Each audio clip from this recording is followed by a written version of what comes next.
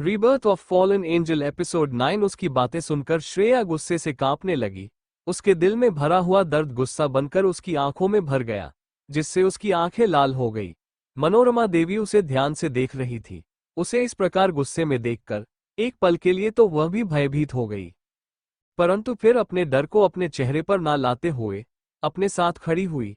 दोनों दासियों में से एक के हाथ में धीरे से वह नुकीली सुई पकड़ा दी और वो दासी धीरे से सरकती हुई श्रेया के बगल खड़ी हो गई और पीछे से वो सुई उसकी गर्दन पर चुभा दी।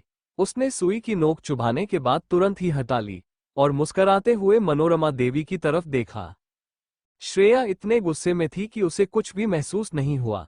अपना कार्य सफल होने के पश्चात मनोरमा देवी तिरछा मुस्कुराई और श्रेया की तरफ नफरत भरी निगाहों से देखने लगी।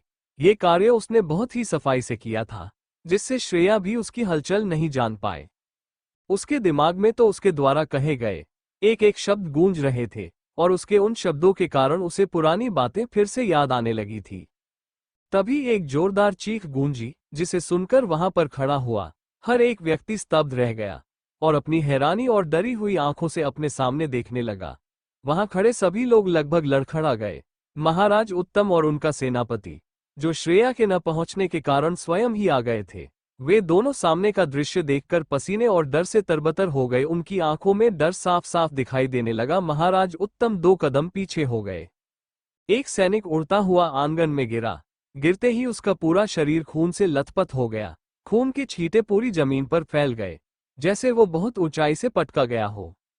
उस सैनिक की लाश के सामने ही एक काफी ऊंचा गुंबद था, जिसके सबसे ऊपरी भाग पर एक गोलाकार लोहे की प्लेट लगी हुई थी, जिस पर शैतान मालिक अपने हाथ पीछे बांधे हुए खड़े हुए थे। उनके काले लंबे बाल हवा के झोंके से उड़ रहे थे। उनके काले रंग का बागा और बड़ी सी बाजुएं हवा में लहरा रही थी। आंगन में मौजूद सभी लोग अपना सर ऊपर कर शैतान मालिक की तरफ देखने लगे। वे इस समय इतनी ऊंचाई पर थे कि उनके पीछे आसमान झुका सा लग रहा था। आसमान पूरी तरीके से अपना रंग बदलने लगा। जहां थोड़ी देर पहले सूरज की चमक थी, अब वहां पर काले और सफेद बादल छा गए। सूर्य की रोशनी पूरी तरह से छुप गई। शैतान मालिक को इस रूप में देखकर वहां मौजूद हर कोई थर थर कांपने लगा और खुद ब खुद ही उसके पैरों ने उनका साथ छोड़ दिया और उनमें से आधे तो वैसे ही घुटनों पर बैठ गए। पुरुषोत्तम और सेनापति भी मौसम के बदलाव को देखकर तुरंत ही भागते हुए आंगन में आ गए। उन दोनों ने भी जब अपने सामने का दृश्य देखा तो दोनों के भी हाथ पैर ठंडे पड़ गए, क्योंकि आज से पूर्व उन्होंने शैतान मालिक कभी भी इतने गुस्से में नहीं देखा था। उनका चेहरा मुखौटे से ढका हुआ था, जिससे उनका गुस्से से भरा चेहरा किसी को दिखाई नहीं दे रहा था, परंतु उनके वो पतले होंठ पूरी तरह से कसे हुए थे। वे अपनी जानलेवा नजरों से ऊंचाई पर खड़े हुए उन सबको और उस पूरे राज्य को देख रहे थे। वो इस समय इतने गुस्से में थे कि उनकी आंखों की नसों में लालपन साफ साफ दिखाई दे रहा था। हवाओं का शोर पूरी तरह से बढ़ गया। वहां पर मौजूद हर एक शख्स ये समझने में असमर्थ था कि आखिर शैतान मालिक इतने गुस्से में क्यों है। शैतान मालिक वहां से उड़ते हुए सीधा आंगन में अपने हल्के कदमों के साथ उतरते हैं और अपना हाथ बांधे ही उन सब की तरफ बढ़ने लगते हैं। जैसे ही शैतान मालिक आंगन में आए, वहां पर खड़ा हुआ हर व्यक्ति तुरंत ही अपने घुटनों पर बैठ गया। यहां तक कि पुरुषोत्तम और सेनापति भी अपने घुटनों पर बैठ गए। एक स्त्री श्रेया के पास भागती हुई आई और उसे भी जमीन पर बैठाने लगी। ये वही स्त्री थी जो कुछ समय पूर्व श्रेया से मिली थी। श्रेया श्रेयांश की तरफ बस एकटक देखे जा रही थी। उसकी आंखों में अब गुस्सा नहीं था, पर उसके दिमाग में अब भी मनोरमा देवी के द्वारा कही गई हर एक बात उसके अतीत से मिलती हुई आवाजों के साथ जुड़कर एक साथ उसके दिमाग में गूंज रही थी, जिससे उसका दिल और बिखरता जा रहा था। उस स्त्री ने जब श्रेया को बैठते नहीं देखा तो वो और भी ज्यादा घबराने लगी। वहां उपस्थित हर एक स्त्री बहुत ज्यादा डरी हुई थी। मनोरमा देवी की तो जैसे से सांसें ही अटकी हुई थी। वह भी अपनी नजरें जमीन में गड़ाए हुए एकटक जमीन को देखे जा रही थी। उसका शरीर कांप रहा था। रानी माँ भी महल में इस प्रकार के सन्नाटे को महसूस कर बाहर आई। जब उन्होंने वहां का माहौल देखा तो वह भी कांप गई और तुरंत ही दौड़ते हुए आकर उन सब के साथ ही बैठ गई। वहां पर जितने भी लोग उपस्थित थे सभी जमीन में बैठे हुए थे, अपना सर झुकाकर। सैनिक, नौकर, दास, दासी, महाराज, रानी माँ, मनोरमा देवी, पुरुषोत्तम और शैतान मालिक का सेनापति भी। आंगन में पूरी तरह से सन्नाटा पसरा हुआ था। शैतान मालिक चलते हुए सीधा श्रेया के पास आए। उत्तम का सेनापति और श्रेया के बगल में बैठी स्त्री ने जब शैतान मालिक को श्रेया के समक्ष खड़े हुए देखा तो वे दोनों अपने डर को छोड़ते हुए हिम्मत कर जल्दी से आगे आए और उनके समक्ष बैठकर अपना सर जमीन पर टिका लिया और उसी प्रकार सर झुकाए हुए ही कहा, मालिक, शैतान मालिक, क्षमा करें, क्षमा करें। ये स्त्री कुछ भी नहीं जानती, ये कुछ समय पूर्व ही जंगल से आई है, इसे आपके बारे में कुछ भी ज्ञात नहीं, सेनापति ने हक लाते हुए कहा। शैतान मालिक के समक्ष बैठी हुई स्त्री ने अपना सर जमीन से उठाया और बिना शैतान मालिक की तरफ देखे हुए कहा, शैतान मालिक, मैं आपके नगर की ही निवासी हूं, मेरा नाम वैशाली है। उसने श्रेया की तरफ इशारा कर उन्हें याद दिलाते हुए कहा, मालिक, ये वही स्त्री है जिसकी आप खोज कर रहे थे। शैतान मालिक ने एक नजर उनकी तरफ देखा और फिर अपनी नजरें श्रेया की तरफ कर ली। श्रेया बस खड़ी हुई बदहवासी से श्रेयांश की तरफ देख रही थी। उसके दिल और दिमाग में अब भी पुरानी बातें घूम रही थी। वैशाली की बात सुनकर सभी लोग हैरानी से श्रेया की तरफ अपनी नजरें तिरछी कर देखने लगे। उनमें से किसी ने भी अपना सर नहीं उठाया। महाराज उत्तम भी जल्दी से उठते हुए उनके समक्ष आए और फिर से जमीन पर बैठकर सर झुकाते हुए कहा, हाँ मालिक, आप इसे ले जाए यहां से, किंतु हमारे राज्य को कुछ मत करिएगा। ये स्त्री कुछ भी नहीं जानती, कल भी ये बिना उत्तम इससे आगे कुछ कह पाता। श्रेया की एक दर्द भरी आवाज सुनाई दी। श्रेया ने श्रेयांश की तरफ देखते हुए अपनी दर्द भरी आंखों के साथ धीमे से कहा। इस समय उसकी आंखों में आंसू नहीं थे, उसकी लाल आंखों में दर्द साफ साफ दिखाई दे रहा था। उसने श्रेयांश की तरफ अपनी उंगली दिखाकर कहा, मैंने कहा था ना, मुझे अकेला छोड़ दो। पहले भी तुम्हारी वजह से ही सबने हम पर कीचड़ उछाला था और आज भी तुम्हारे कारण ही मुझे एक बाजारू और कोठी वाली लड़की बता रहे हैं। उसकी बात सुनकर उन सभी ने एक साथ अपना सर उठाकर दोनों की तरफ देखा। वे सभी अंदर ही अंदर और घबरा रहे थे। जब सेनापति और वैशाली ने श्रेया को इस प्रकार की बातें शैतान मालिक के समक्ष करते हुए सुना तो वे दोनों हैरानी से शैतान मालिक और श्रेया की तरफ देखने लगे। महाराज उत्तम गुस्से से श्रेया की तरफ देखने लगे। उन्होंने फिर शैतान मालिक की तरफ अपनी नजरें उठाकर देखा तो पाया कि शैतान मालिक उसकी बातों को सुनने के बाद और भी गुस्से में आ गए। शैतान मालिक के समक्ष उसे इस प्रकार बिना डरे बातें करते देख और अपना सर ना झुकाने पर भी शैतान मालिक का श्रेया को सजा ना देने से मनोरमा देवी और रानी मां दोनों एक दूसरे को देखते हुए शैतान मालिक और श्रेया को देखने लगी। मनोरमा देवी तो बिना कुछ सोचे समझे जैसे गुस्से में पागल हुए जा रही थी कि आखिर कैसे ये लड़की बिना हिचकिचाए और बिना डरे किसी से कुछ भी कह देती है। वो अपने गुस्से में इतनी बावली हो रही थी कि उसे उसकी बातों का मतलब भी नहीं समझ आ रहा था। श्रेया की बात पर श्रेयांश ने अपनी मुट्ठियां कस ली और अपनी नजरें घुमाते हुए अपने चारों तरफ जमीन में बैठे हुए हर एक शख्स को देखने लगा। श्रेया ने उसी प्रकार उसे देखते हुए कहा, तुम मुझसे दूर क्यों नहीं रहते, क्यों बार बार चले आते हो मेरे पास? उस दिन भी तुम्हारी वजह से लोग मुझे गालियां दे रहे थे और आज भी ये लोग मुझे ऐसी ही गालियां सुना रहे हैं। तुमसे दूर रहकर मैंने जिन जख्मों को बड़ी मुश्किल से भरा था, तुम्हारे पास आते ही फिर से वो जख्म हरे हो गए। उसके आंसू नहीं बह रहे थे पर आंखें पूरी तरह दर्द से लाल थी। उसका चेहरा सपाट था। वो अपनी गर्दन एक तरफ हल्का झुकाकर हाथों को इधर उधर घुमाते हुए उससे कह रही थी, तुम्हें पता है ये इसने, श्रेया ने मनोरमा देवी की तरफ हाथ दिखाकर कहा, इसने मुझे हर किसी के साथ रात बिताने वाली कहा। इसने कहा कि मैं हर किसी को अपने साथ और ये सब मुझे ऐसे देख रहे हैं जैसे मैं कोई ऐसी गंदगी हूं जिसे ये लोग अपने पैरों से भी नहीं हटाना चाहते। सबकी एक ही बातें बार बार सुनकर तो अब मुझे खुद भी लगने लगा है कि कहीं मैं सच में तो ऐसी नहीं हूं। फिर उसने अपनी नजरें नीची करते हुए खुद से ही कहा, हाँ शायद हो सकता है, क्योंकि इतने सारे लोग भला बार बार झूठ कैसे बोल सकते हैं। श्रेयांश के आंखों के कोने गीले हो गए। उसने तुरंत ही आगे बढ़कर श्रेया को गले से लगा लिया और उसके सर पर हाथ फेरते हुए अपनी आंखें बंद कर ली।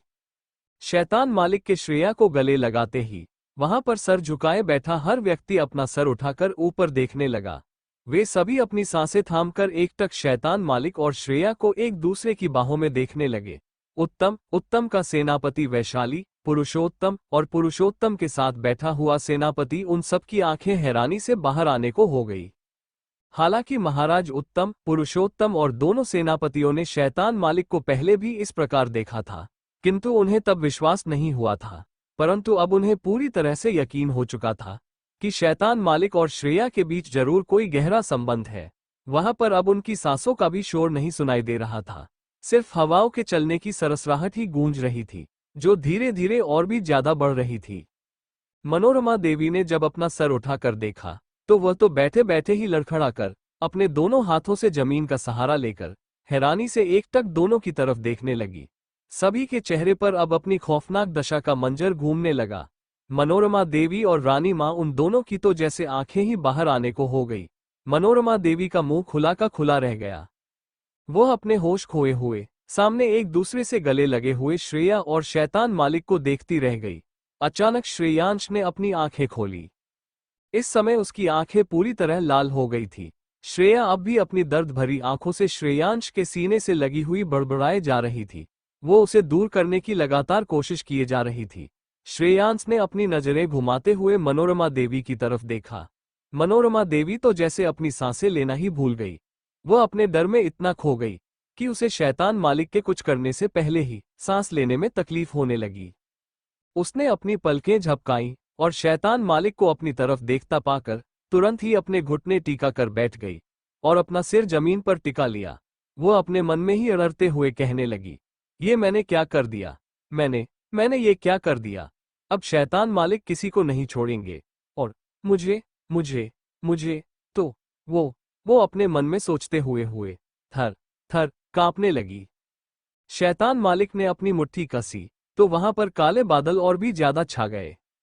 उसने फिर अपनी नजरें घुमाते हुए श्रेया की तरफ देखा, जो अभी भी बिल्कुल बदहवास सी होकर बड़बड़ाते हुए उसके सीने पर वार कर रही थी और खुद से दूर जाने को कह रही थी। श्रेयांश ने उसे अपनी बाहों में उठा लिया और सीधा कक्ष की तरफ लेकर जाने लगा। उसने एक आखिरी बार अपनी नजरें घुमाकर उन सब की तरफ देखा और अपनी धीमी मगर कठोर आवाज में कहा, भोजन की व्यवस्था की जाए।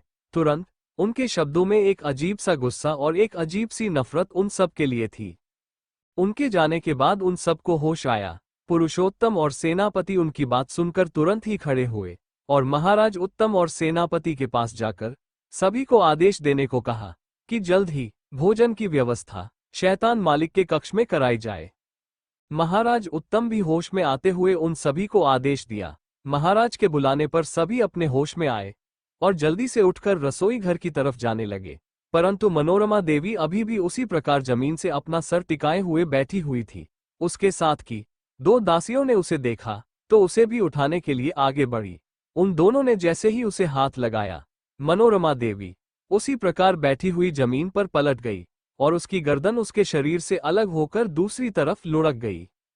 दोनों दासियां डर के मारे जमीन पर गिर गई और बैठे हुए ही स्वयं को पीछे घसीट लिया। उनके मुंह से आवाज तक नहीं आ रही थी।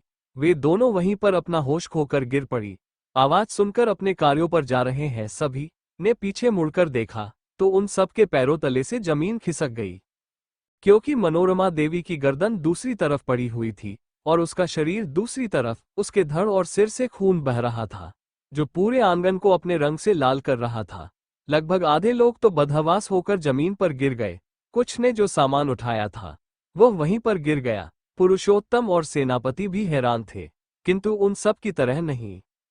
महाराज उत्तम तो एक जगह स्थिर खड़े रह गए।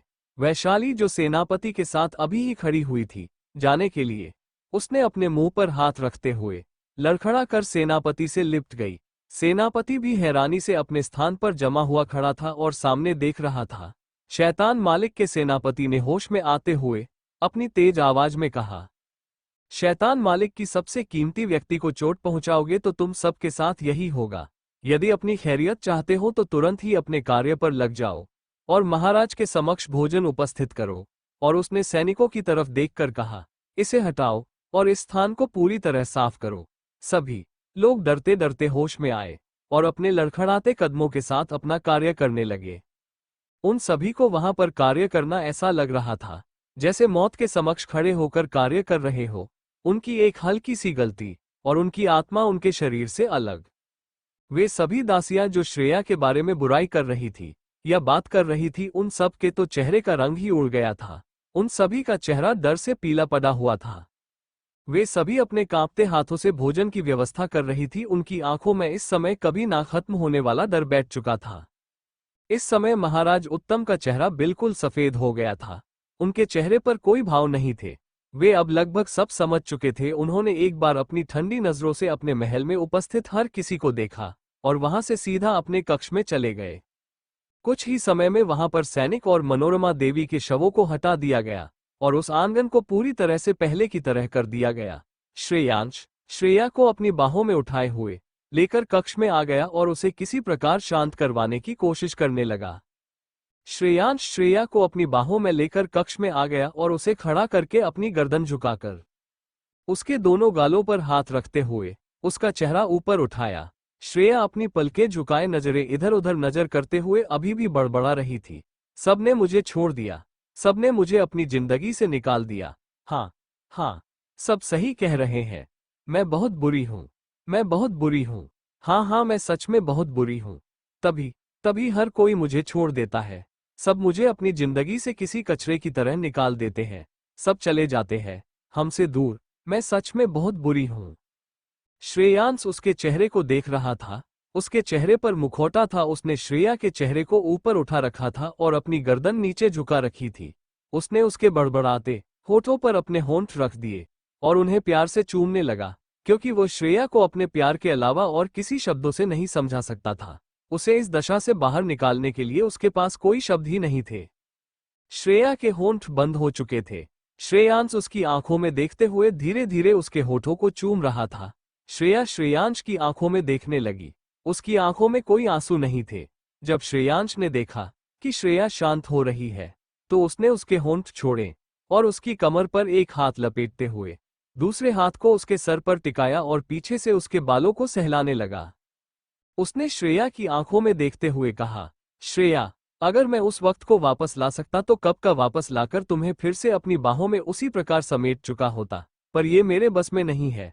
जो कुछ भी हुआ उसमें सारी मेरी गलती थी। मुझे पता है मैंने जो तुम्हारे साथ किया वो बहुत गलत किया। उसके लिए मुझे जितनी भी सजा मिले हमेशा कम ही रहेगी। पर अब मैं नहीं चाहता कि तुम्हें इसकी और सजा मिले। मैं तुम्हें तुम्हारे दर्द से आजाद कराना चाहता हूँ। तुम्हें पता है तुम बिल्कुल भी बुरी नहीं हो। तुम तो इतनी अच्छी हो जिससे जानवर तक प्यार करते हैं। तो फिर तुम इन इंसानों की बातों को क्यों दिल से लगाती हो?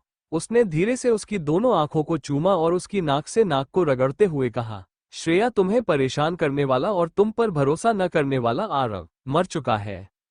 और जो इस समय तुम्हारे सामने खड़ा है वो एक ऐसा इंसान है जो तुमसे सिर्फ और सिर्फ प्यार करता है और तुम्हें हर पल खुशियां देना चाहता है, तुम्हारे गमों से आजाद करके।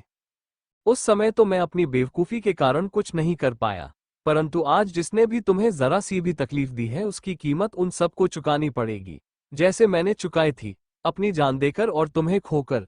और अब उन सब की सजा हम तय करेंगे।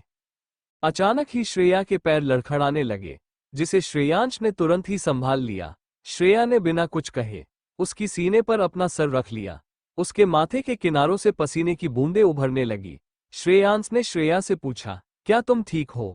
श्रेया ने कुछ नहीं कहा, तो श्रेयांश को लगा शायद भूख और तनाव की वजह से उसके पैर लड़खड़ाए होंगे। उसने अपनी नजरें उठाकर सामने देखा और बिना द्वार की तरफ मुड़े ही कहा, अंदर भेजो। शैतान मालिक की कठोर और क्रूर आवाज सुनकर पुरुषोत्तम हिंगंगाते हुए होश में आया और अपने पीछे द्वार के दोनों तरफ खड़े हुए सेवकों से कक्ष में भोजन ले जाने का इशारा किया। वे सभी इशारा पाते ही अपना सर झुकाए हुए अपने कांपते हाथों से भोजन ले गए और खिड़की के पास बनी हुई मेज पर उन्हें सजा दिया। उन सभी के चेहरे पर डर साफ साफ दिखाई दे रहा था। उनमें से किसी ने भी अपना सर ऊपर नहीं उठाया। वैशाली श्रेया को देखना चाहती थी, हालांकि उसे उसके बारे में ज्यादा कुछ नहीं पता था, परंतु फिर भी वह उसका सपनों का राजकुमार रह चुका था। इसलिए वह भी पानी का जग लेकर शैतान मालिक के कक्ष में डरते हुए आए। वह अपना सर झुकाए हुए सीधा खाने की मेज के पास गई और उसे वहीं पर रख दिया। वो बहुत हिम्मत करके अपनी नजरें तिरछी कर शैतान मालिक और श्रेया को देखने की कोशिश करने लगी। उसने अपनी नजरें तिरछी कर बस एक हल्की सी झलक ली, जिसमें केवल उसे शैतान मालिक ही दिखाई दिए, क्योंकि शैतान ने श्रेया को तो अपनी शरीर से छुपा रखा था। उसने तुरंत अपनी नजरें नीची कर ली और कक्ष से बाहर निकल आए। श्रेयांश श्रेया को बाहों में उठाते हुए बिस्तर पर ले गया और उस पर टेक लगाकर बैठा दिया और स्वयं भी उसके पास बैठ गया। दोनों दासियों ने सर झुकाए हुए थाल में भोजन परोसा और फिर से अपना सर झुकाकर खड़ी हो गई। श्रेयांश ने कहा, जाओ। वे दोनों दासियां जमीन पर बैठकर अपना सर झुकाते हुए शैतान मालिक का सम्मान करती है और उठते हुए बिना मुड़े अपने कदम पीछे लेते हुए द्वार से बाहर निकल जाती है और द्वार बंद कर देती है। कक्ष से बाहर आते ही उन दोनों ने एक दूसरे की तरफ देखा। दोनों को चेहरा डर से पीला पड़ा हुआ था। पूरा चेहरा पसीने से लथपथ था। उनकी हाथों की उंगलियां भी कांप रही थी, परंतु उन दोनों को देखकर ऐसा लग रहा था जैसे वो किसी और बात से बहुत ज्यादा घबराई हुई है। वे दोनों वहां से जल्दी से चली गई। श्रेया को आराम से बिस्तर पर बैठाने के बाद श्रेयांश उठा और भोजन से सजी हुई मेज के पास गया और झुककर भोजन की थाल उठाते हुए श्रेया के पास वापस आ गया। श्रेया की नजरें लगातार उस पर बनी हुई थी।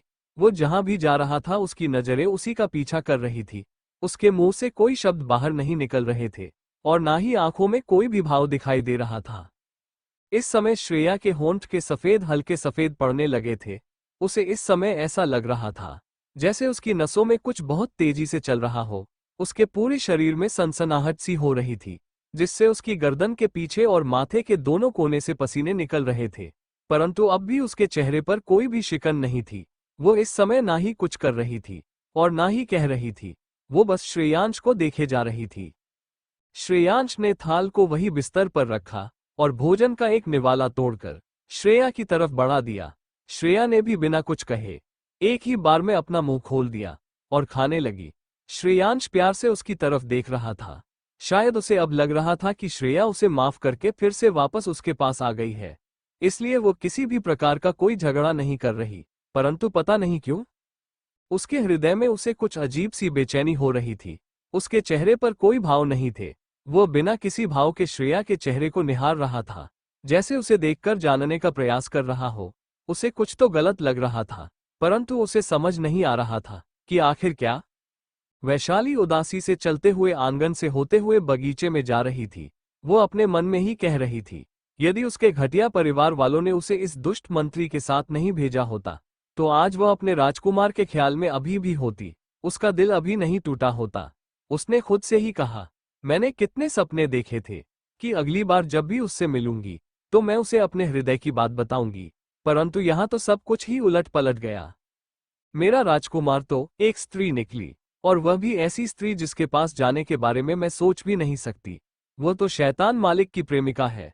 अगर कोई और स्त्री होती तो शायद मैं उससे प्रेम ना सही किंतु मित्रता तो कर लेती, परंतु अब तो वह भी नहीं होगा।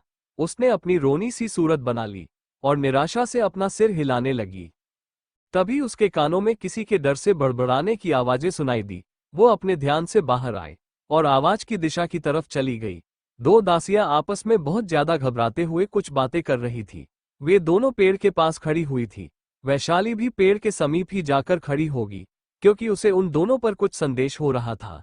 जहां सभी डरे हुए अपना कार्य कर रहे हैं, वहीं ये दोनों इस प्रकार छुपकर पेड़ों के पास क्या बातें कर रही होंगी। उसने स्वयं से कहा। ये दोनों वही दासियां थी जो शैतान मालिक के कक्ष से बाहर आई थी। एक ने डर से अपने हाथ मलते हुए कहा, मुझे लगता है कि हमें यहां से किसी तरह निकलना चाहिए, अन्यथा कहीं शैतान मालिक को पता चल गया कि हमने मनोरमा देवी के साथ मिलकर क्या किया है तो हमारा क्या होगा। दूसरी ने कहा, हाँ, तुम सही कर रही हो। आधे से ज्यादा नगरवासी तो पहले ही जा चुके हैं। हमें भी किसी भी प्रकार निकलना चाहिए। तुमने देखा नहीं किस प्रकार शैतान मालिक उसे प्रेम से अपनी बाहों में भरे हुए थे।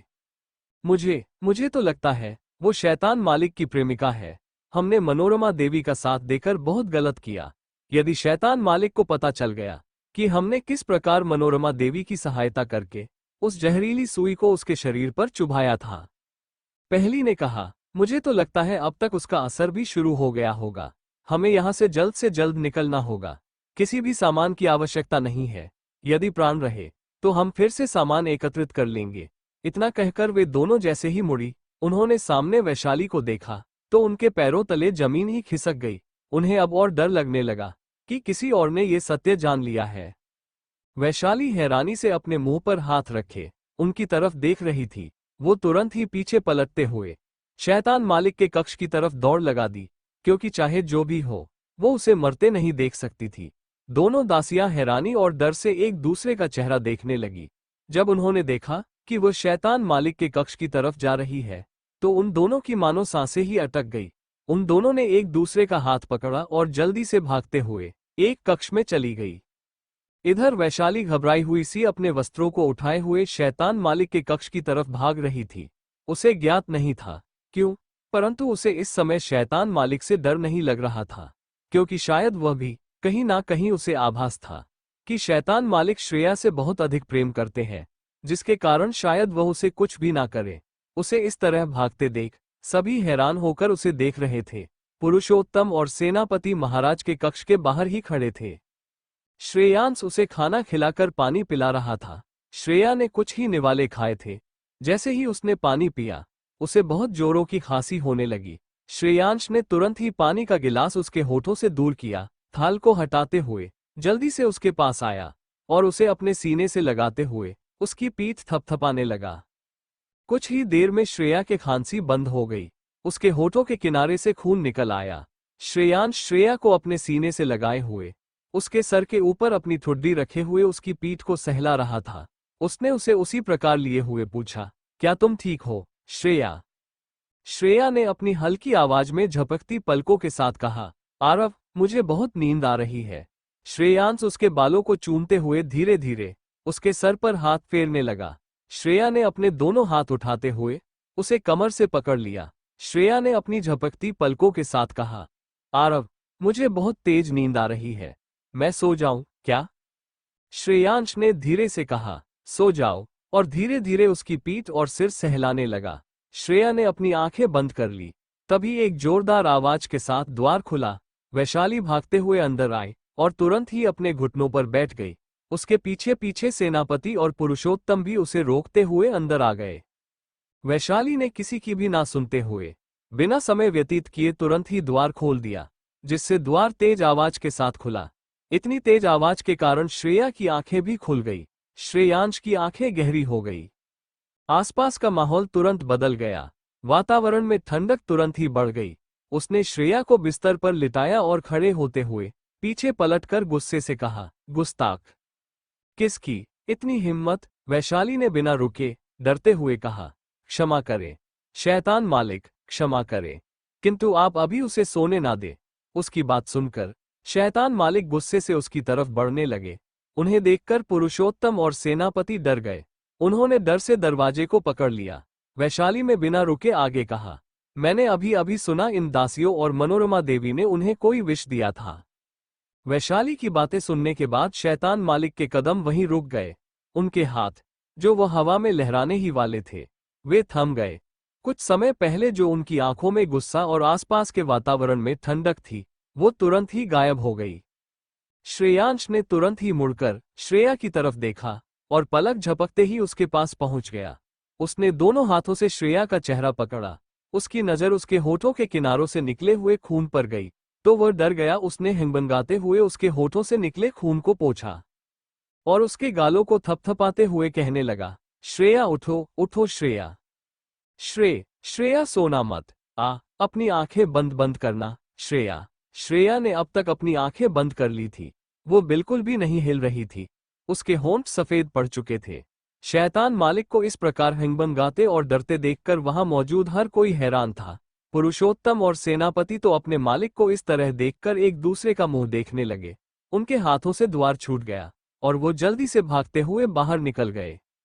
वैशाली ने अपना सर उठाकर शैतान मालिक को देखा और कहा, मालिक, इन्हें कोई विषाक्त सुई चुभाई गई है जिस कारणवश इनकी ये दशा हो रही है। श्रेयांश तुरंत ही बिस्तर पर बैठ गया और श्रेया के वस्त्रों को खोलने लगा।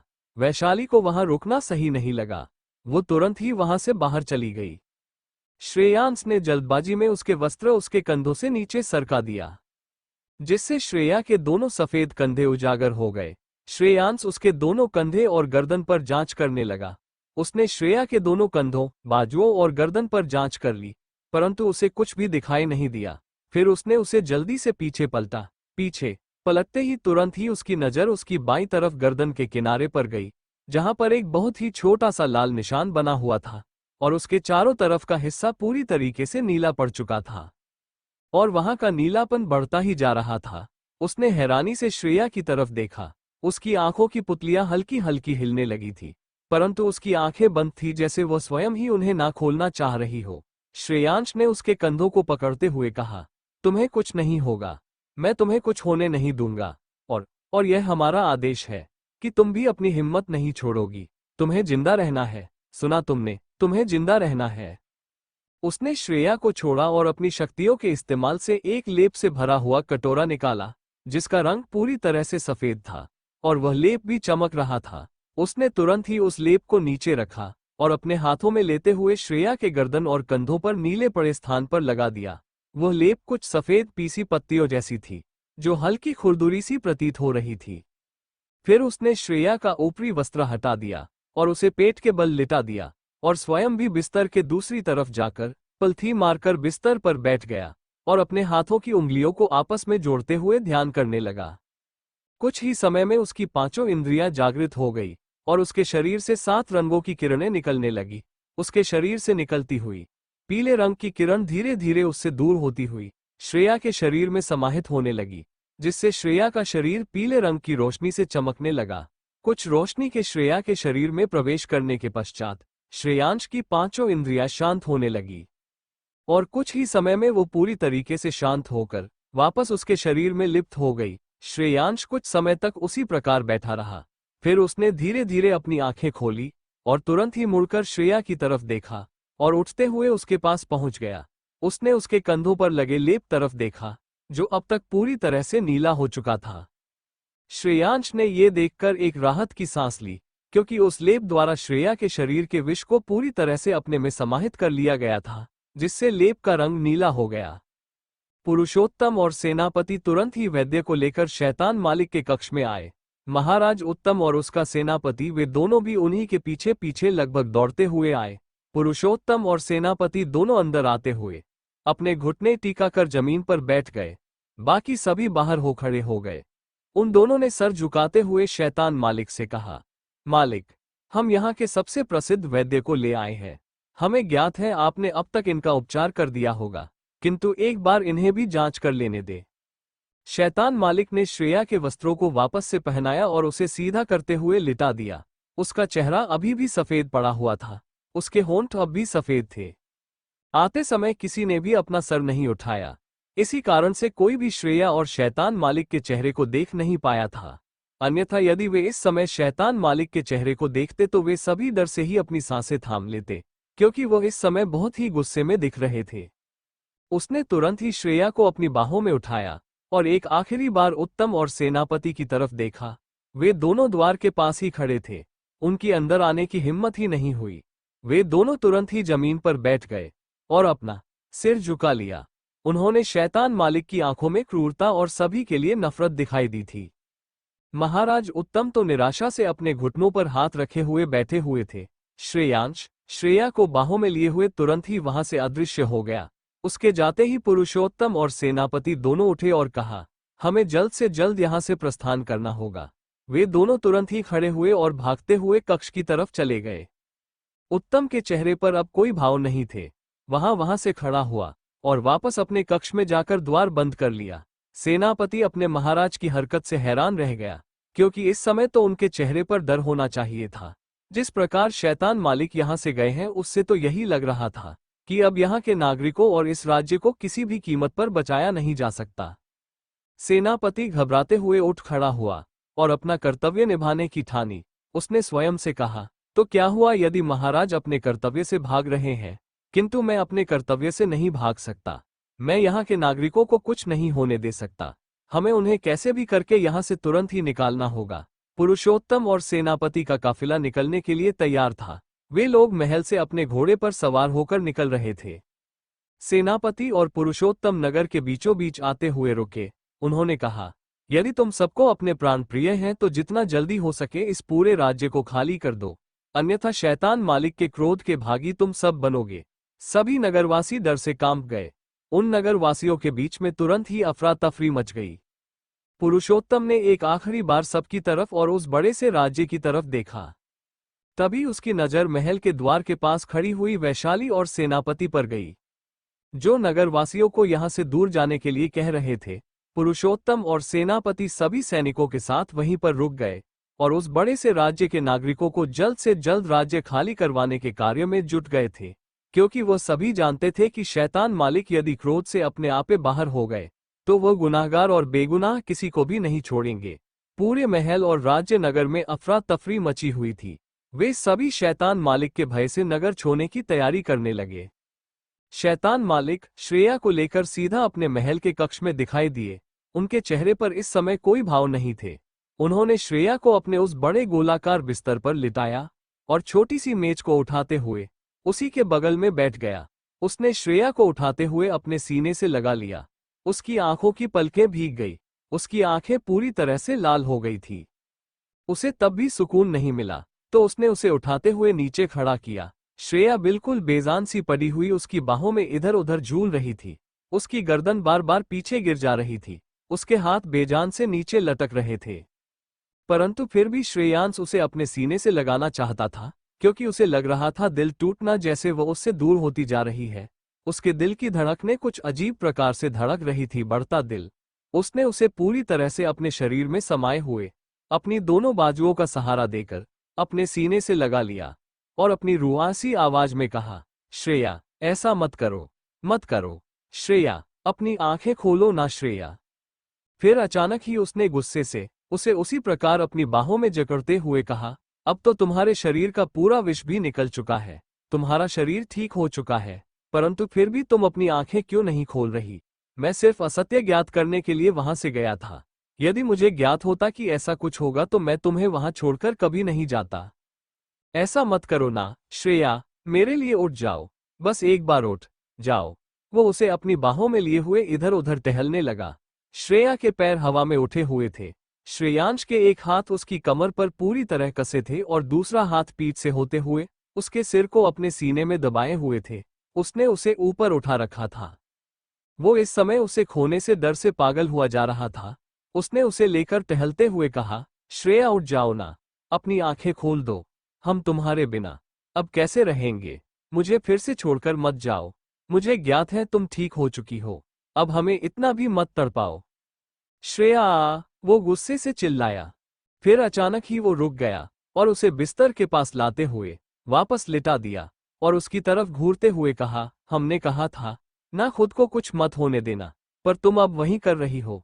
उसने उसके हाथों को पकड़कर अपने हाथों में कसते हुए कहा, अब देखो मैं इसकी सजा किस प्रकार देता हूं। उसने अपनी आंखें बंद कर ली और फिर से मुखौटे में छुपी हुई अपनी आंखों की लंबी पलकों को खोला, तो वहां का माहौल पूरा बदल गया।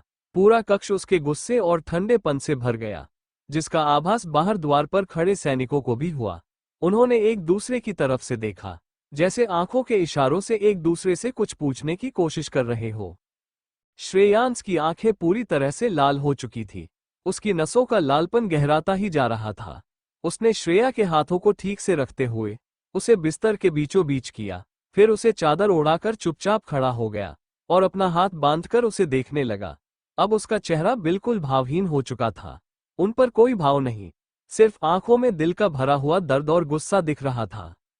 उसने श्रेया की तरफ देखते हुए कहा, हमने तुम्हें उन इंसानों के बीच इसलिए रहने दिया क्योंकि हमें लगा था कि शायद तुम उनके बीच रहकर अपने गमों को भुला पाओगी, परंतु उन्होंने तुम्हारी क्या दशा कर दी है। उसने अपनी आंखें गहरी की और कहा, उन्हें इसकी सजा अवश्य मिलेगी और तुम्हें मुझसे दूर जाने की इजाजत बिल्कुल नहीं है। उसने ताली बजाई तो द्वार पर खड़े सैनिक हैरान रह गए, परंतु फिर तुरंत ही प्रतिक्रिया करते हुए तुरंत ही होश में आए। वे दोनों अपने डर से भरे चेहरे के साथ दौड़ते हुए शैतान मालिक के कक्ष के अंदर आ गए और अपना भाला जमीन पर रखते हुए सिर झुका घुटनों पर बैठ गए।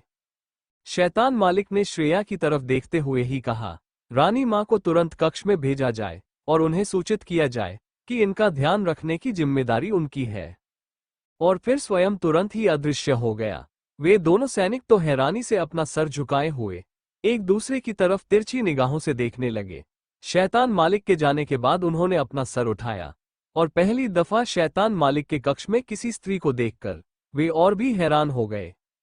परंतु शैतान मालिक की भयानक और कठोर आवाज को याद करते ही वे दोनों तुरंत ही खड़े हुए और भागते हुए बाहर चले गए। श्रेयांश के उस बड़े से कक्ष में मखमल से बिस्तर पर लेटी हुई थी। उसकी सांसें चल रही थी, परंतु उसे देखकर ऐसा लग रहा था जैसे वो बहुत ही गहरी निद्रा में हो। उसके चेहरे की रंगत कुछ कुछ ठीक होने लगी थी। एक सैनिक वही द्वार पर रुक गया और दूसरा कक्ष से निकलकर गलियारे से आंगन में दौड़ते हुए आया और आंगन से होते हुए महल के द्वार से निकल गया। वो घबराया हुआ था। वो बिना रुके लगातार भागे जा रहा था। उसको इस तरह भागते देख वहां खड़े सभी सैनिक हैरान परेशान से उसकी तरफ देखने लगे। वो सैनिक आनंद भवन में प्रवेश कर गया और फिर बिना रुके केतकी देवी के कक्ष की तरह बढ़ गया।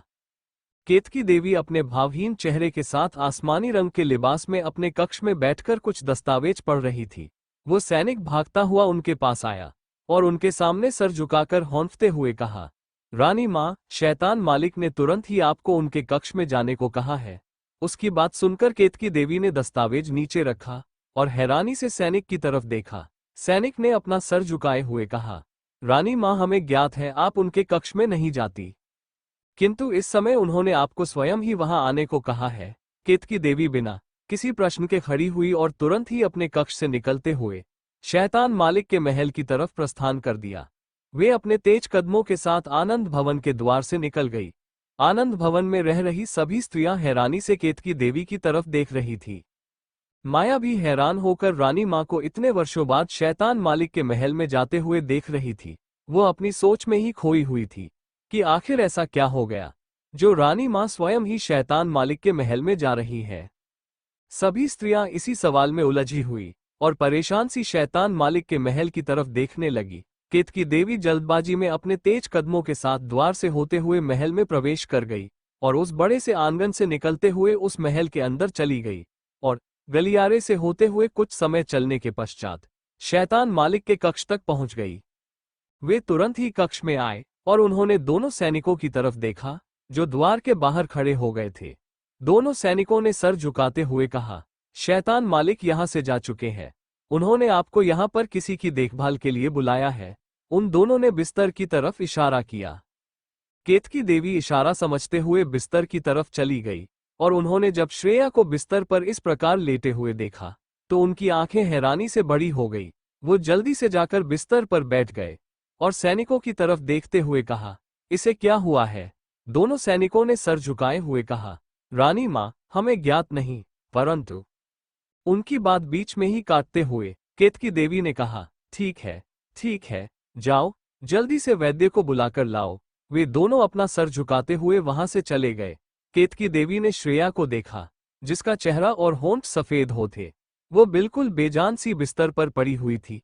केतकी देवी ने प्रेम से उसके माथे को सहलाया और उसके हाथों को हाथों में लेते हुए उसे देखने लगी। नोट: इस सीन के लिए खुद को अच्छे से तैयार कर ले और खुद को शांत करके पढ़े। आनंद आएगा। Smile with horns, smile with horns, smile with horns, smile with horns. Arya Nagar में पूरी तरह से हड़कंप मचा हुआ था।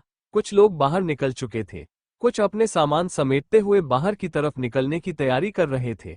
पुरुषोत्तम और सेनापति उन सबसे लगातार कह रहे थे, जल्दी निकलो यहां से, अन्यथा तुम सबकी बलि यही चढ़ जाएगी। महल के जितने भी लोग थे उन सबके तो हाथ पैर ही सुन्न पड़े हुए थे जब से उन्होंने ये जाना था कि वो स्त्री जिसे वो लोग बुरा भला कह रहे थे और कार्य करवा रहे थे वो शैतान मालिक की प्रेमिका थी। वे सभी चाहकर भी जल्दबाजी में वहां से भाग नहीं पा रहे थे क्योंकि डर के मारे उनके हाथ पैर काम ही नहीं कर रहे थे। वे सभी अब लगभग जान चुके थे कि उनकी मृत्यु तय है। महाराज उत्तम भी बहुत डरे हुए थे। हालांकि उसकी आंखें कुछ अलग सी थी, परंतु फिर भी वो बहुत डरा हुआ था। उत्तम का सेनापति भी सभी को बाहर निकालने की कोशिश कर रहा था। अचानक ही सब अपनी जगह पर थम गए। जिसके हाथों में जो सामान था डर और घबराहट से हाथों से छूट गया। पुरुषोत्तम, सेनापति, महाराज उत्तम, उनके सैनिक, दास, दासी, नौकर, हर एक नगरवासी अपने स्थान पर जम गया, क्योंकि अचानक उन सबको एक बहुत ही डरावनी और खतरनाक धुन सुनाई देने लगी। स्वर स्वर स्वर स्वर स्वर स्वर स्वर स्वर स्वर स्वर स्वर स्वर स्वर स्वर स्वर, जो इस बात का संकेत दे रही थी कि शैतान मालिक आ चुके हैं। उन सबके होंठ कांपने लगे। वो धुन बहुत ही रहस्यमय और दिल को कपा देने वाली थी।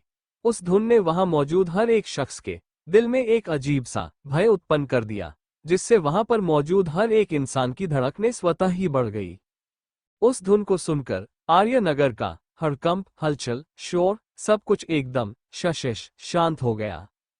बादल भी हवाओं के साथ मिलकर उस सन्नाटे को और भी भयावह बनाने लगे। उस नीले चमकदार आसमान को धीरे धीरे काले बादल अपने कालेपन में छुपाने लगे, और कुछ ही देर में उन काले बादलों ने सूरज को अपने अंदर पूरी तरह से छिपा लिया, जिससे वहां पर दिन में भी रात्रि जैसा अंधेरा होने लगा। वहां की उस घनघोर शांति में हवाएं धीमी सी साया साया की आवाज के साथ गूंजने लगी, और एक पत्ता उड़ते हुए नगर के बीचों बीच गिर गया। नगर और महल के सभी लोग एक स्थान पर जमे हुए खड़े थे। उनकी आंखों की पुतलियां और बेचैनी से इधर उधर घूम रही थी। वे सभी अपने कांपते होठों के साथ एक नाम बड़बड़ाने लगे, वो आ गए, वो आ गए। अब हम सबके सब मारे जाएंगे। वैशाली ने उत्तम के सेनापति का हाथ झटके से पकड़ लिया और खुद को संभालने लगी। उसकी आंखों से अश्रुधारा बह निकली। पुरुषोत्तम और सेनापति भी आज इतने वर्षों बाद शैतान मालिक के इस प्रकार की धुन को सुनकर सहम गए। उनकी आंखों में डर और माथे से पसीना निकलने लगा। उनके हाथ और पैर भी पसीने से गीले हो गए, क्योंकि पिछले कुछ वर्षों में शैतान मालिक बिल्कुल शांत तरीके से अपना कार्य करते थे। राज्य में अभी भी 200 से 300 तक नागरिक मौजूद थे। महाराज उत्तम का चेहरा पीला पड़ गया।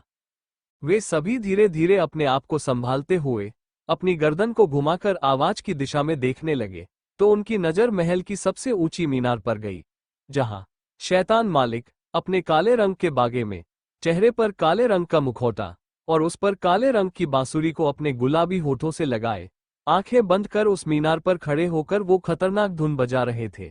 उस बांसुरी से एक रहस्यमयी और डरावनी सी धुन निकल रही थी, जो वहां के वातावरण में गूंज रही थी।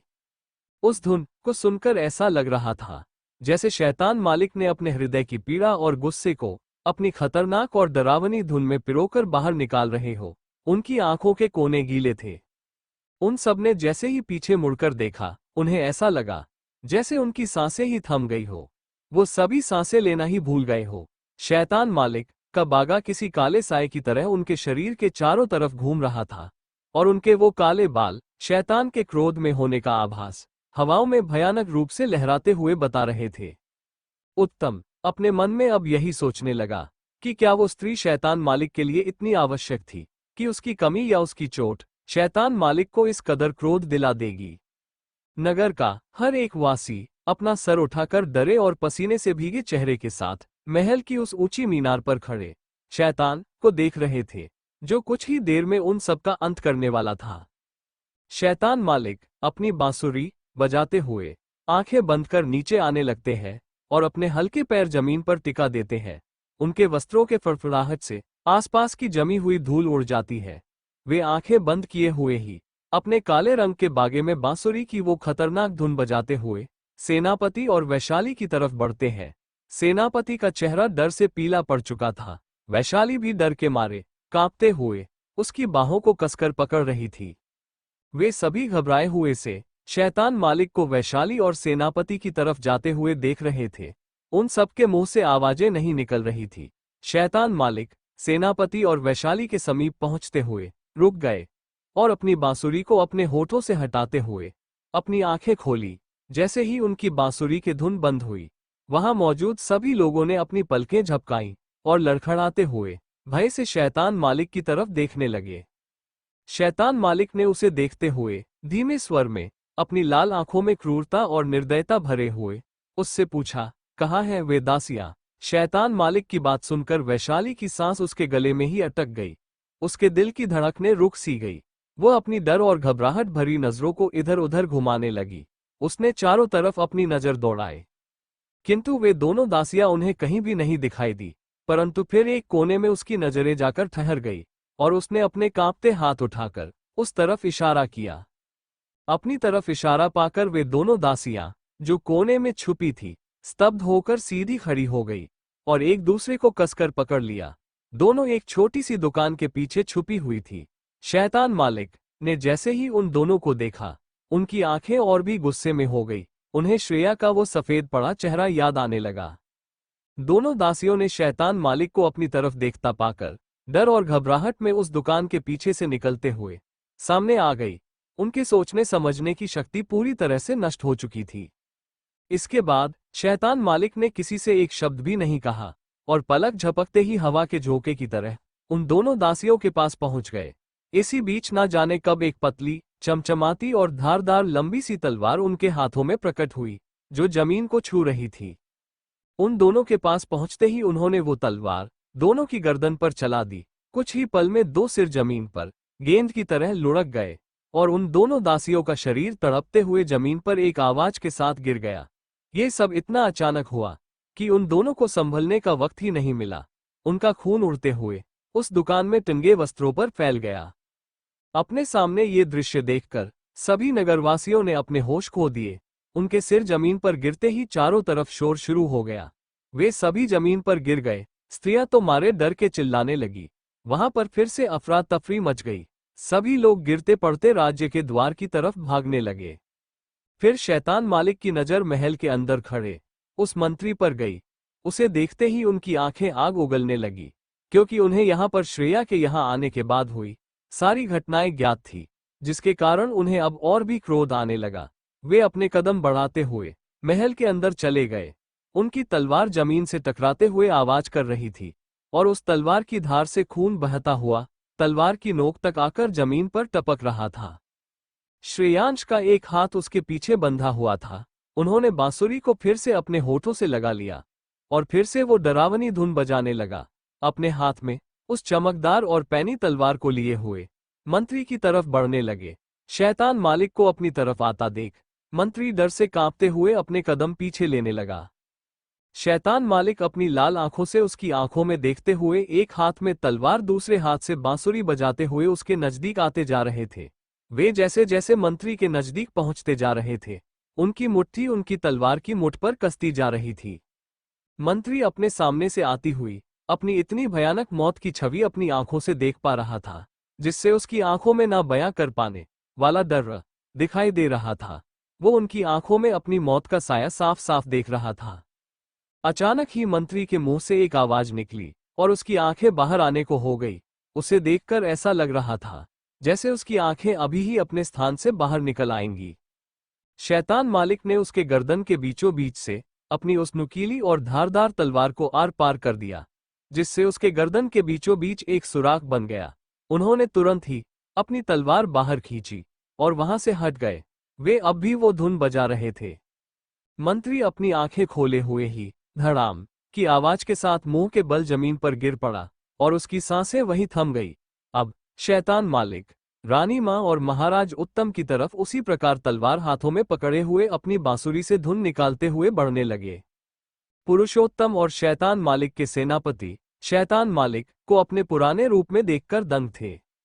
वे दोनों भी उस शैतानी धुन को सुनकर कांपने लगे थे। उनके हाथ पैर भी सुन्न पड़ रहे थे। पुरुषोत्तम तो हिंगबंगाते हुए जमीन पर ही गिर गया। सेनापति ने उसे सहारा देकर उठाया। पुरुषोत्तम ने कहा, शैतान मालिक आज पुनः अपने पुराने रूप में आ चुके हैं। उनका क्रोध उन पर पूरी तरह से हावी हो रहा है। इससे पहले वो हम सबको समाप्त कर दे, हम लोगों को यहां से निकलना होगा। उत्तम के सेनापति ने तुरंत कहा, किंतु फिर महल में मौजूद लोग और महाराज का क्या? सेनापति ने गुस्से से उसे घूरते हुए कहा, तुम्हारे महाराज और महल के सभी लोग अपनी गलती की सजा भुगतेंगे।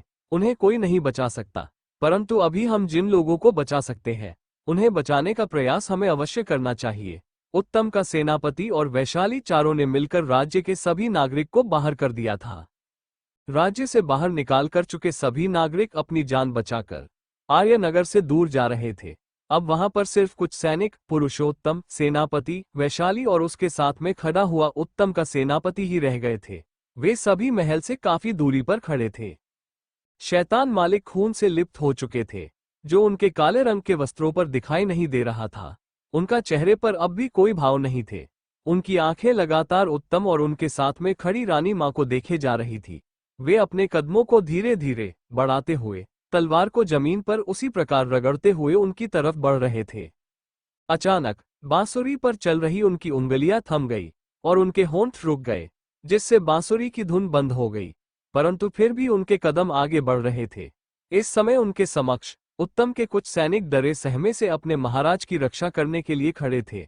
उत्तम और रानी मां वहां से बचकर निकलने के लिए महल के द्वार की तरफ भागने लगे। और वहां मौजूद सेवक और दासियां भी द्वार की तरफ भागने लगी। शैतान मालिक ने अपने बांसुरी को अपने होठों से हटाते हुए अपने हाथ पीछे किए तो उनकी बांसुरी गायब हो गई और महल का द्वार तुरंत ही बंद हो गया। वो सभी द्वार बंद होते ही अपने स्थान पर रुक गए। शैतान मालिक की आंखें अपने समक्ष मौजूद 40 से 50 सैनिकों को लगातार घूरे जा रहे थी। उनकी लाल आंखें और भी गहरी हो गई और उनके होठों के कोने अपने आप ही मुड़ गए। शैतान मालिक अपने हाथों को पीछे किए हुए अपनी तलवार को जमीन पर रगड़ते हुए धीमे कदमों के साथ उन सैनिकों के बीच में जाकर खड़े हो गए और उन सब की तरफ अपनी गुस्से से भरी लाल आंखों से देखने लगे। वे सभी सैनिक शैतान मालिक के बीच में आते ही अपनी अटकी हुई सांसों के साथ गोलाकार में फैल गए। वे सभी सैनिक डरते हुए एक साथ आगे बढ़े तो शैतान मालिक ऊपर हवा में उड़ गए और थोड़ी देर हवा में ही खड़े होकर उन सब की तरफ देखा, फिर नीचे उतरते हुए गोल घूमते हुए अपनी तलवार को तेजी से चारों तरफ घुमा दिया और अपने हल्के कदमों के साथ जमीन पर वापस आ गए। वे अपने एक हाथ पीछे बांधे हुए उन सबके बीच से निकलते हुए बाहर आ गए। शैतान मालिक के वहां से निकलते ही वे सभी सैनिक एक साथ अलग अलग दिशा में घूमते हुए खड़े खड़े ही गिर गए। उन सब की गर्दन से खून बहकर उस साफ सुथरे आंगन को लाल रंग में परिवर्तित करने लगा। शैतान मालिक ने वहां मौजूद लगभग 20 से 30 सैनिकों को अपने एक ही वार से समाप्त कर दिया, जिससे बाकी के सैनिक डरकर स्वतः ही पीछे हो गए। अब वे धीरे धीरे द्वार की तरफ खड़े हुए दास दासियों और महाराज उत्तम की तरफ अपने कदम बढ़ाने लगे। महाराज उत्तम ने स्वयं से कहा, अब यदि मरना ही है तो इस प्रकार भागकर क्यों मरे। उन्होंने भी अपनी जादुई शक्तियों से एक चमकदार तलवार निकाली और उन सभी के आगे आकर खड़े हो गए। शैतान मालिक ने बिना किसी भाव के उसकी तरफ देखा और तलवार को अपने कंधे पर रखते हुए होठों पर एक तीखी सी मुस्कुराहट लिए झटके से उनके पास आ गए। महाराज उत्तम उनके इस प्रकार अचानक से सामने आ जाने पर बहुत डर गए, परंतु फिर भी उन्होंने अपना डर अपने चेहरे पर नहीं दिखाया और अपनी आवाज को सख्त करते हुए कहा, हमने कुछ भी जानबूझकर नहीं किया। यदि हमें ज्ञात होता इससे पहले वो कुछ कह पाता। शैतान मालिक ने तुरंत ही अपने एक हाथ से उसकी गर्दन पकड़ ली और तलवार को अपने कंधे पर रखे हुए ही उसे हवा में लटका दिया। शैतान मालिक ने काफी कसकर उसका गला पकड़ हवा में उठाया हुआ था। उसके पैर हवा में तैर रहे थे, जो लगातार छूटने के लिए छटपटा रहे थे। उत्तम को सांस लेने में तकलीफ होने लगी। वो तलवार छोड़ अपने गले को छुड़ाने का प्रयत्न करने लगा। उसकी आंखें लगभग बाहर आने को हो गई। उनकी पुतलियां धीरे धीरे ऊपर की तरफ उठने लगी। अचानक से शैतान मालिक ने उसे महल की दीवार की तरफ जोर से फेंक दिया। उन्होंने अपनी तलवार को देखा, फिर उत्तम की तरफ। एक शैतानी मुस्कुराहट के साथ उन्होंने अपनी तलवार गायब कर दी और अपना एक हाथ पीछे बांध लिया। इतनी तेज गति से शैतान मालिक ने उसे दीवार की तरफ फेंका था कि किसी को भी उसका उड़ता हुआ शरीर दिखाई भी ना दिया। उसकी पीठ बहुत ही तेजी के साथ उस पत्थर की बनी दीवार से जा टकराई और उसके मुंह से तुरंत ही खून निकल आया। वो जमीन पर गिरकर दर्द से तड़पने लगा। शैतान मालिक फिर से उसी गति के साथ अपने एक हाथ पीछे किए हुए उसके पास आए और उसकी गर्दन वापस पकड़कर दीवार से सटाते हुए उसके कान के पास अपने चेहरे को ले जाते हुए धीरे से कहा। शैतान ने अपनी शैतानियत क्या कम कर दी। आवारा कुत्ते भी शोर करने लगे। ये सुनते ही उत्तम की मुट्ठियां गुस्से से कस गई। उसने गुस्से भरी आंखों से शैतान मालिक की तरफ देखा। तुम अपनी शक्तियों का फायदा उठा रहे हो।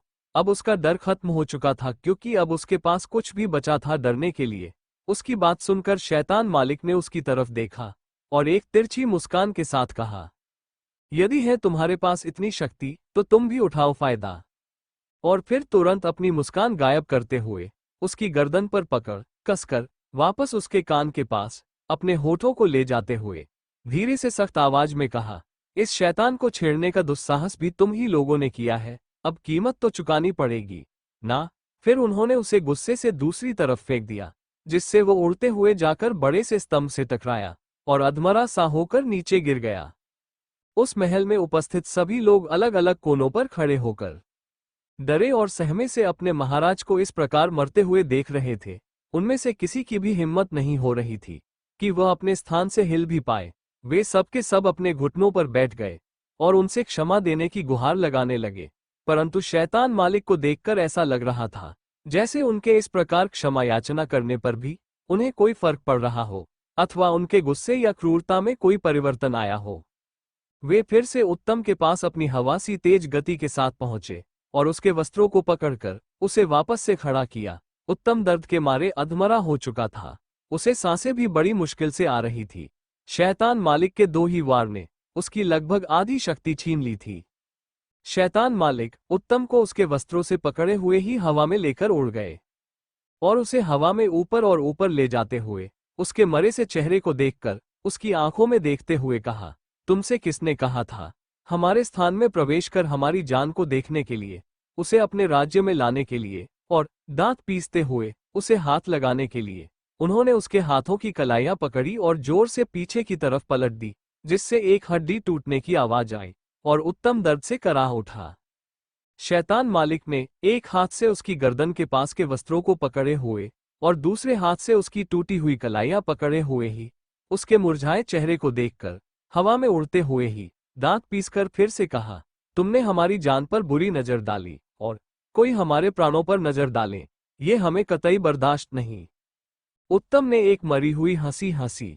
उसने लड़खड़ाती आवाज और अपनी फड़फड़ाती पलकों को खोलते हुए शैतान मालिक की आंखों में देखकर कहा, वाह, तो लगता है अब शैतान मालिक की भी कमजोरी मिल गई है, अब मजा आएगा तुमसे लड़ने में। उसकी बात सुनकर शैतान मालिक ने एक खतरनाक हंसी हंसी और उसे वहीं से नीचे छोड़ दिया और उसे नीचे गिरते हुए अपने कठोर चेहरे के साथ देखने लगे। वे जमीन से काफी ऊंचाई पर आ चुके थे, जहां पर काले घने बादल दिखाई दे रहे थे। आर्य नगर का महल उस ऊंचाई से बहुत छोटा दिखाई दे रहा था। उत्तम हवा में अपने हाथ पैर फड़फड़ाते हुए अपने महल के आंगन में बहुत तेजी के साथ जा गिरा, जिससे उसके शरीर के चिथड़े उड़ गए, उसके हाथ पैर टूट गए, सर से खून बहकर जमीन पर फैलने लगा। उसके खून की छींटे पूरी जमीन पर फैल गए। फिर कुछ ही देर में सब कुछ शांत हो गया। उसकी आंखें अब भी खुली हुई थी। उसने अपनी पलकें झपकाईं और बड़ी मुश्किल से अपने हाथों को हिलाते हुए अपनी मुट्ठियां बंद करने की कोशिश की। उत्तम का शरीर बेजान सा जमीन पर पेट के बल गिरा पड़ा था। उसके शरीर के चारों तरफ खून फैला हुआ था। तभी शैतान मालिक उसके पास उतरे और अपने पंजों पर बैठते हुए उसे देखकर कहा, तुम्हें क्या लगा, हमें तुम्हारे बारे में कुछ भी ज्ञात नहीं। तुम जो करने की सोच रहे हो, जो तुम इन दिनों अपने कक्ष में कर रहे थे, वो सब कुछ हमें भली भांति ज्ञात है। फिर उन्होंने उसकी तरफ देखते हुए अपने घुटनों पर अपने एक हाथ रखते हुए कहा, तुम्हें जो करना है कर लो, हम तुम्हें छूट देते हैं, परंतु ध्यान रहे, यदि उस पर जरा सा भी संकट आया तो इसका अंजाम बहुत ही बुरा होगा, इससे भी ज्यादा बुरा। उत्तम की आंखों में डर दिखाई देने लगा। उसकी आखिरी सांसें चल रही थी, परंतु फिर भी शैतान मालिक की बात सुनकर उसकी भौहें सिकुड़ गई। पर फिर धीरे धीरे उसकी भौहें वापस से सीधी हो गई और उसकी सांसें थम गई। उसकी आंखें अभी भी खुली हुई थी। शैतान मालिक वहां से खड़े होते हुए जाने लगे। शैतान मालिक का जाता हुआ अक्स उसकी आंखों में बस गया। अपने पुत्र की इस प्रकार की दुर्दशा देखकर रानी मां वहीं पर गिरकर बेहोश हो गई। सभी सेवक डरी सहमे से आंखों में शैतान मालिक की काली छवि को अपनी तरफ आते हुए देख रहे थे। पुरुषोत्तम सेनापति, वैशाली उत्तम का सेनापति और कुछ सैनिक भागते हुए अब तक आर्य नगर से काफी दूर आ गए थे। वैशाली उत्तम के सेनापति को जबरदस्ती पकड़कर खींचते हुए सभी के साथ नगर से दूर भाग रहे थे। वे सभी भागते हुए एक स्थान पर पेड़ की छाया में आकर रुक गए। उत्तम का सेनापति इस प्रकार भागते हुए बहुत शर्मिंदा महसूस कर रहा था। वो इस प्रकार भागना नहीं चाहता था, परंतु वैशाली जबरदस्ती उसके हाथों को कसकर पकड़े हुए उन सभी के साथ में उसे भी बाहर ले आई थी। आर्य नगर में अभी भी सन्नाटा छाया हुआ था। बस हवाओं की हल्की आवाज ही सुनाई दे रही थी। आसमान में काले बादल छाए हुए थे। धीरे धीरे समय व्यतीत होने लगा और रात्रि हो गई और वो खतरनाक रहस्यमयी धीमी धुन फिर से बजने लगी। आसमान में सितारे चमक रहे थे, परंतु चांद काले बादलों में छुपा हुआ था। उसी आसमान के नीचे जमीन का एक बड़ा सा हिस्सा आग की लपटों में घिरा हुआ था। वो पीली आग की लपटें इतनी भयानक थी कि उसका काला धुआं पूरे आसमान में छा रहा था। उस आग को देखकर तो किसी की भी रूह कांप जाए। उन आग की लपटों से दूर एक बड़े से पेड़ पर अपने काले रंग के बागे को फैलाए हुए पेड़ की एक मोटी सी शाखा पर शैतान मालिक अपने होठों पर उस काली बांसुरी को लगाए हुए वो डरावनी धुन बजा रहे थे। उनकी खुली हुई लाल आंखें अब भी गुस्से में दिख रही थी। वे अपने सामने जलते हुए उस बड़े से आर्य नगर को देख रहे थे। उनकी आंखों में वो आग की लपटें साफ साफ दिखाई दे रही थी। हवाओं के चलने के कारण वो आग की लपटें पूरी तरह से इधर उधर लहरा रही थी, जिससे उन लपटों की ऊंचाई लगातार बढ़ती ही जा रही थी। उस जमीन के चारों तरफ काफी बड़े हिस्से में आग की पीली रोशनी चमक रही थी। शैतान मालिक पेड़ की शाखा पर अपनी पीठ टिकाए हुए ही अपनी आंखें बंद कर ली और एक पैर सीधा रखते हुए दूसरे पैर को आधा मुड़े हुए अपनी बांसुरी को बजाने लगे। उन्हें देखकर ऐसा लग रहा था जैसे अब भी उनका क्रोध शांत नहीं हुआ है। उनके मस्तिष्क में बार बार श्रेया को वह मुरझाया हुआ चेहरा और जहर से नीला पड़ा हुआ उसका शरीर घूम रहा था। उन्हें अपने हृदय में ये बात सोच सोचकर और भी दुख और पीड़ा हो रही थी कि कैसे हर बार मैं उसकी रक्षा नहीं कर पाता हूँ। हर बार मुझे देर क्यों हो जाती है। इतने ताकतवर होने के बावजूद भी मैं उसे क्यों नहीं संभाल पाता और उसे हर बार क्यों दुख सहना पड़ता है। यही सब सोचते हुए उसकी आंखों के कोने गीले हो गए। अब उनकी वह डरावनी और रहस्यमयी धुन बदलती हुई प्रतीत हो रही थी। अब उस बांसुरी की रहस्यमय और डरावनी धुन से परिवर्तित होकर एक प्रेम और पीड़ा से भरी हुई धुन निकल रही थी, जिससे वहां का सन्नाटे से भरा वातावरण धीरे धीरे बदलने लगा। हवाएं तेज हो गई, जो उनकी उस दर्द और प्रेम से भरे हुए संगीत में झूमने लगी और शोर करने लगी।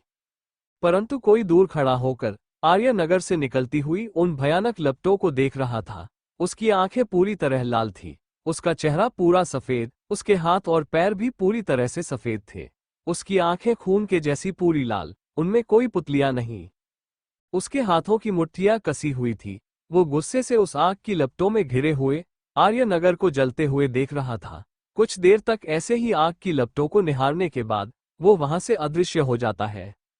काफी समय तक शैतान मालिक वो धुन बजाते रहे और फिर जब वे थोड़ा शांत हुए तो उन्होंने अपने होठों से बांसुरी को हटाया और वहां से अदृश्य हो गए। शैतान मालिक वृक्ष से अदृश्य होकर सीधा अपने महल में अपने कक्ष में दिखाई दिए। श्रेया अभी उसी अवस्था में बिस्तर पर लेटी हुई थी। श्रेयांश दूर से ही खड़े होकर श्रेया को देखने लगा। केतकी देवी श्रेया के बगल में उसका हाथ पकड़कर बैठी हुई अपने ख्यालों में गुम थी।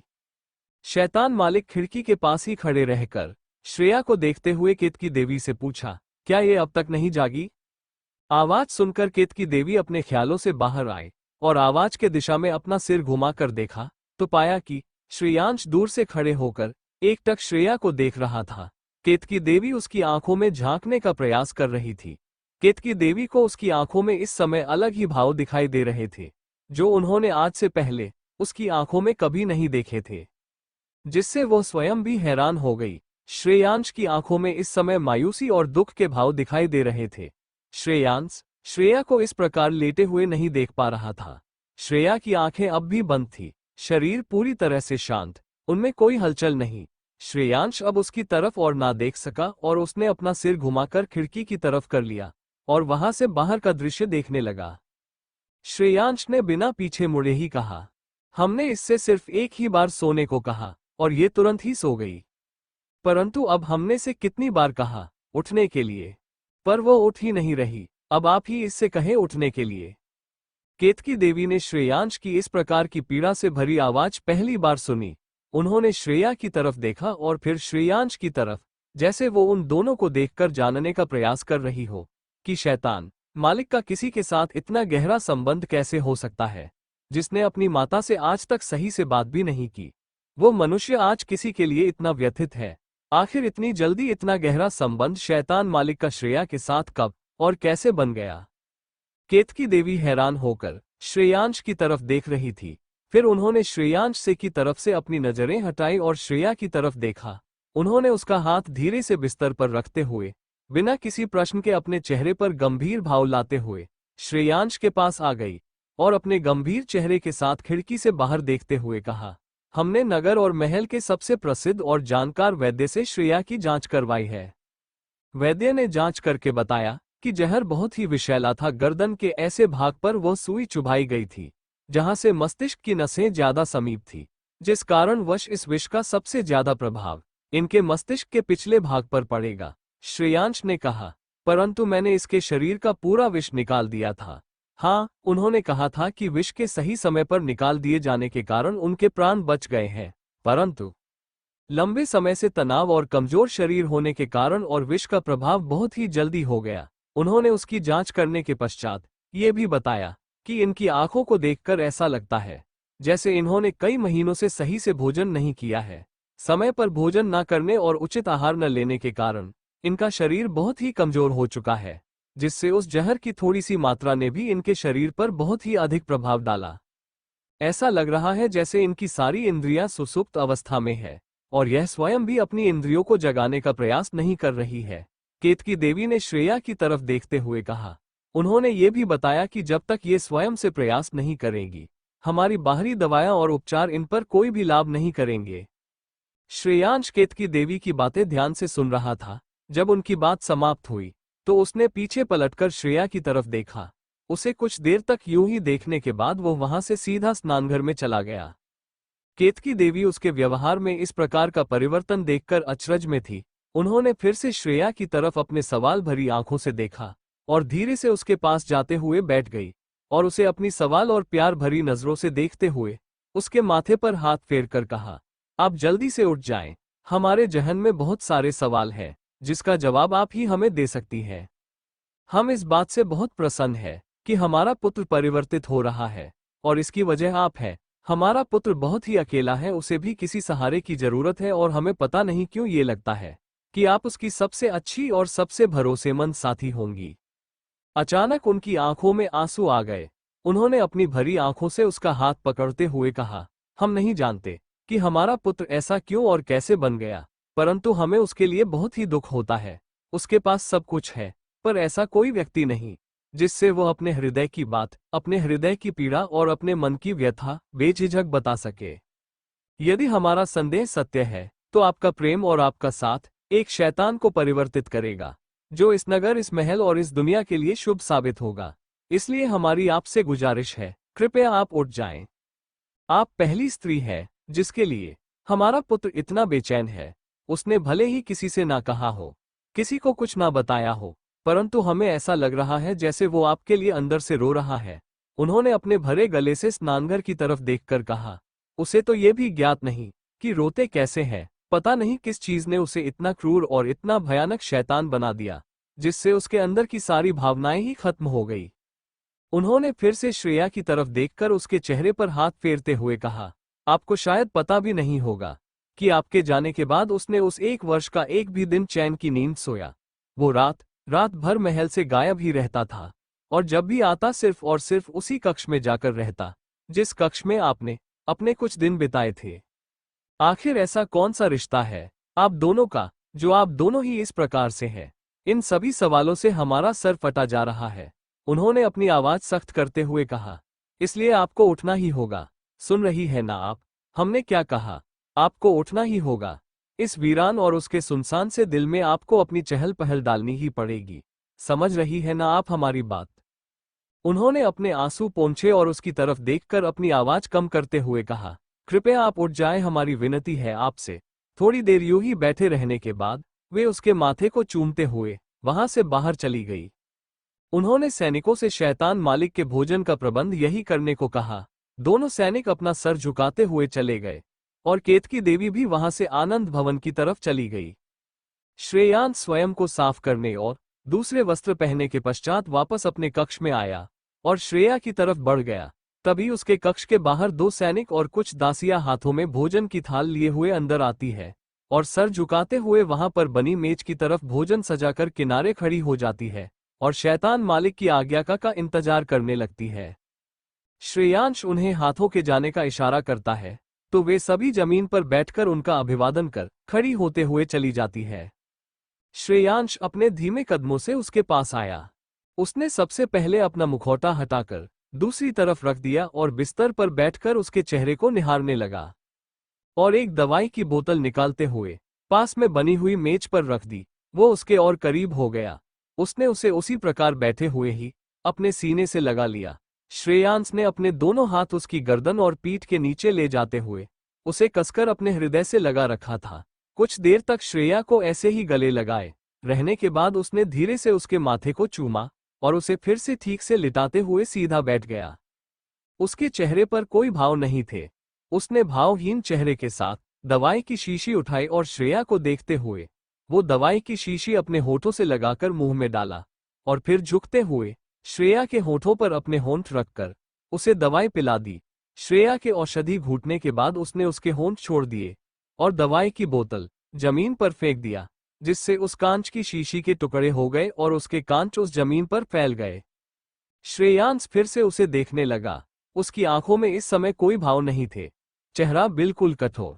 उसके चेहरे पर सिर्फ उसकी आंखें ही थी जिसकी पलकें कुछ समय में झपक रही थी।